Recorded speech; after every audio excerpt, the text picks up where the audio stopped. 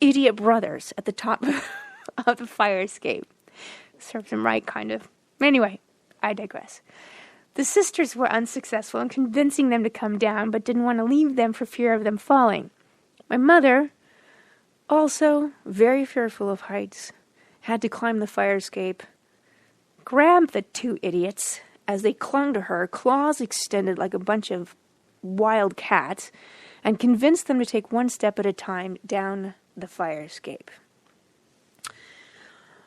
I missed seeing all this. I was at school, which is kind of a shame. Anyway, they did make it safely with just a few scratches and claw marks into my mother's arms, but that was all thanks to Charlie. The dog, at that time, was about 6 years old when we found her, and she moved with us to several places, several times. She was fearless, and she loved to eat roadkill if you weren't paying attention. She hunted possums, but brought them back alive. Apparently, that was her job. She had a special possum bark and everything. Her record was 6 per night. Poor parents had to get up every night and put that wild possum in a cooler, take it to a park, and then go back to bed, and lo and behold, the bitch got another one. We were proud of her, but it was kind of annoying. So, here's the deal. She'd eat rabbits. She'd apparently liked the rabbits, which actually we would prefer to have had ourselves, but she caught those things and ate them, and we'd see, like, flecks of fur left in the lawn, but she was very disappointed that we wouldn't let her share the trophy head she tried to bring back into the house. When she went gallivanting at night, she'd come back more often with the sound of me howling rather than me calling her name. Yeah, I howled. It worked.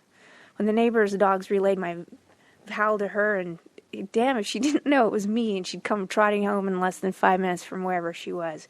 I'm pretty sure the other dogs would say, "Get the hell home, that bitch is not making any sense." I made everybody much quieter when she got back. I could hear her tags coming all the way down the street. There she was. And she was a master manipulator. I mean, not that your dogs aren't master manipulators. I'm not trying to take that away from you and your dog. But she was a master manipulator. And she was a tough bitch, but boy, she could look really weak and tired. After eating her food at home, she'd go beg at the back doors of all the neighbors, looking sweet and pathetic and freaking fat. It took us years to figure out that she was a swindler of neighbors' leftovers. I don't think anybody had to eat their own leftovers because, you know, our poor little starving fat-ass dog kept begging for it in the back of their house. Her biggest flaw, though, that she was dog aggressive, and it got worse over the years. I think mostly because, well, you know, heck, my lack of experience. I was only 11, 12, 13, 14. And because of my dad's experience with his childhood, you know, dog's aggression actually saved his life, we kind of let it slide, unfortunately. Her fearlessness was useful most of the time. Even though she was a hunter and a herder, she knew not to mess with my pet hamsters. She also knew how to steal the hamsters' carob treats while I was away at school. It goes back to that begging at the back door. She knew how to creep into my room, grab the hamster boxes of treats, shake them out, eat them, shake them out some more and eat them, shake them out some more and eat them. And I was like wondering for a long time, how the hell is that going? What's going on with these suckers? She liked the chlorophyll ones and she liked the carob ones equally as much. That dog was never-ending food eating. All right, so she would trap skunks. She even trapped one in a jar one time and got her own head stuck in there. So she got fully sprayed. She didn't care. She was so damn proud of herself, all oily and stuff. I had to make her sleep outside for a long time. When we moved next door to a neighbor that raised prize bulls, she would sneak onto his property and spend the day herding those bulls at the age of 11. This is how she slipped a disc eventually, we're pretty sure. And at the age of 11, she also started having problems with incontinence. The normal fatty tumors that older dogs get became more numerous. You know, that's the way it goes. We had her checked out at the vet eventually and discovered that Miss Charlie had cancer. So, we had 2 regimens. We had to give her vaginal suppositories and pain meds, but it was a matter of time that she'd be in too much pain and feel too useless to be part of the pack. I was the one, of course, who volunteered to give her medication. After all, I wanted to be the veterinarian. This was perfect practice. This was going to be my life's work. So I gave her the medication and attention she needed, and my father also participated as much as possible, but he was starting his new practice. He was just out of school. And because of that, we couldn't afford to have her put down. We were in a great deal of debt and struggling just as we had been for many years. So the decision was made between my mother and my father and myself that when the time came, we would take him to a local farm and have her shot. Now, before you get all bent out of shape, we lived out in the country. This is the foothills of Appalachia. This is normal. It is abnormal for them to actually have a vet put down their animal. So this was standard practice. Now, the visual that I have in my head, that you probably have in your head of what you would last see your dog do if you actually witness this, is not something I wanted to remember. But I was the one putting medication in her. I was the one picking her up when she couldn't walk. And that was worse.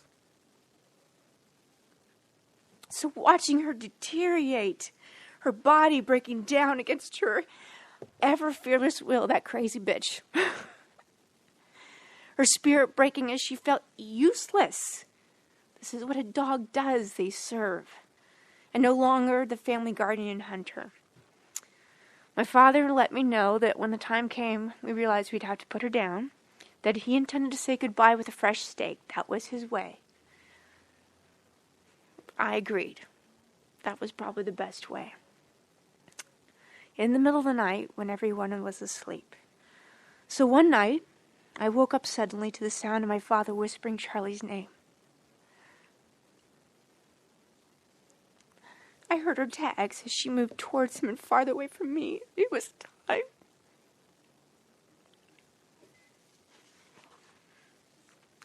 So I ripped myself out of bed and scooted down the hall, through the living room, the kitchen, to the sunken dining room. I didn't miss anything. I didn't hit a wall. I didn't exactly where I was going. All while I could hear the plastic wrap of that packaged steak being torn open. I was not going to let her go yet. And I threw myself down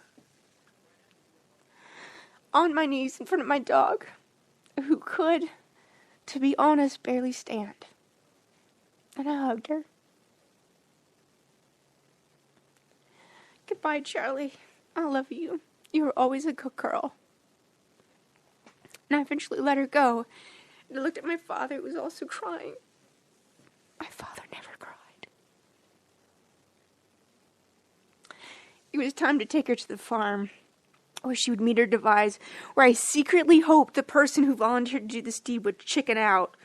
But then, I feared that if she continued to live without us, I couldn't bear her to think we'd abandoned her. She'd never abandon us. I just wanted to be quick. And that's a bond in that moment that my father and I had with our dog, all the way from the start, from the cellophane wrapping of cheese, that damn cheese, and the plastic wrap of steak, of the package of the steak. I still like cheese and steak.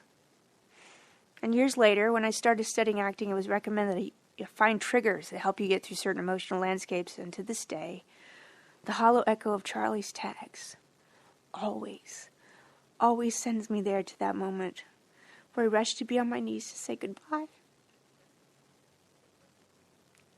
Goodbye, Charlie. You're always a good girl. You always will be.